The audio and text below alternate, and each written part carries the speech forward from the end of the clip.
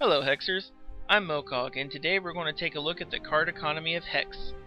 Based on the release data, we're going to calculate a baseline value for common, uncommon, rare, and legendary cards. These values will be approximate, and some specific cards will fluctuate wildly, but we're going to take a look at the aggregate values and what they'll mean to the average Hexer. Our main assumptions are that each player will open all of their packs and immediately play all of their Kickstarter drafts, and lose. The reason for this is because using boosters to draft and calculating winning boosters will dilute the card pool, lowering values. This assumption is unrealistic, but without additional data we cannot calculate further with meaning.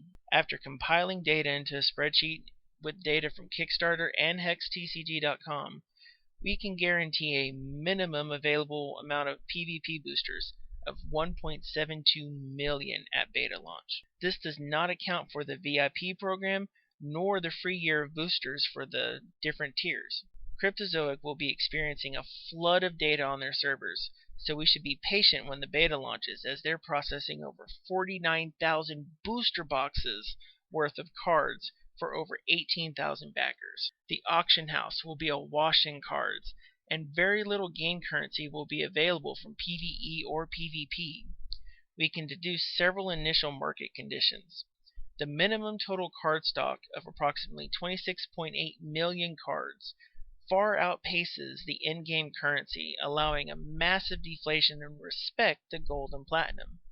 This effect will be temporary, as eventually the in-game currency will outpace the expanding card pool. Expect inflation in respect to the gold and platinum as the game progresses. Each new set release will exacerbate the inflationary pressures as spikes of new cards hit the market. This may seem counterintuitive, but let me explain. Right before a set releases, players will have accumulated large sums of currency, and the market will have a lull in activity. The new card stock will induce players to fill out their collections using the in-game currency, having large piles of coin chasing too few cards. Expect there to be an inflationary spiral for the life of the game in relation to in-game currency. Now you may be asking, what about my real money? What about the value of my collection? First, I need to state a few more assumptions so we can calculate those values. I will use the ratios from the WoW TCG as the baseline for calculating rares to epics in each booster. We will guarantee one primal pack as specified by the Kickstarter and one legendary card in that primal pack. Still note, these values are approximate, and I do not have all of the PayPal distribution for the Kickstarter tiers, and drafting expands the card pool. Now, after crunching the numbers, we can estimate that packs will be worth, unopened, roughly $1.30. Commons will be worth roughly a penny, uncommons 8 cents, and rares will average about $1.43.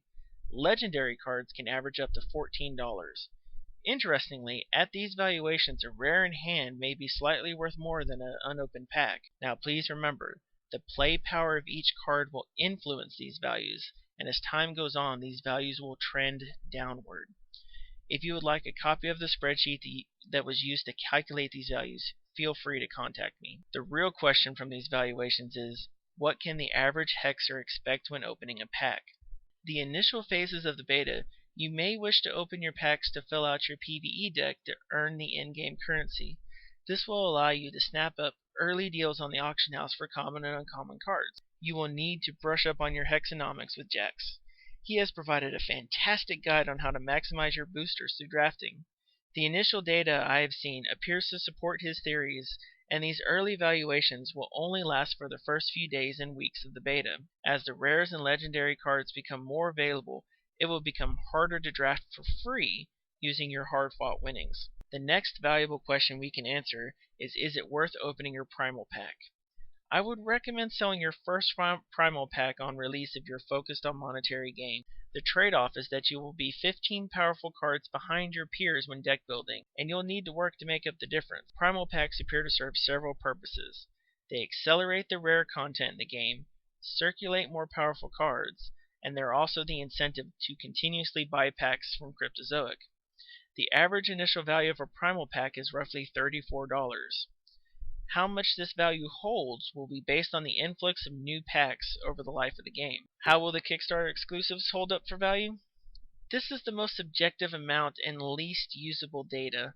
The Kickstarter promos will need to be treated more like fine art until an alternative method for gaining them is found. The high art world is the best model to use for this case, as they deal with one-of-a-kind items as well as exclusive sets. In the end, the auction house will decide their value. If you do plan on letting your Kickstarter exclusive cards go and put them on the auction house, timing will be key.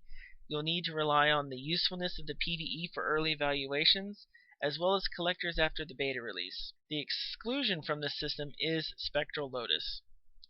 Cryptozoic has set this card up as an economic money sink, putting the profit into the hands of the king level backers and above.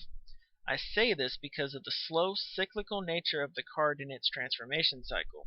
If you do not already know, there are a limited amount of Spectral Lotus Gardens. Each garden produces a single lotus each day when a person logs in. When you gain Threshold with its ability, the card forever transforms into a black tiger. 4 tigers can then be converted into 1 lotus. Those who have a garden may be the only initial suppliers during beta and the most consistent suppliers on release. Spectral Lotus itself is fantastic as a card and can accelerate PvE decks. It has loads of potential and an inherent value. Spectral Lotuses and Black Tigers will have to be purchased to maintain some PvE and raid decks. It's comparable to repair costs in other MMOs, and the king level and above backers will be the ones who reap those benefits. So to sum up, with over 1.72 million boosters flooding the beta, you'll want to use your in-game currency to fill out your common and uncommon collection, while using the draft process to gain usable and valuable rares and legendaries. Make your personal choice with your primal packs, but I recommend selling enough primal packs to always be able to draft when you desire. Keep your Kickstarter exclusive cards as well. They're special, and they're there for a reason.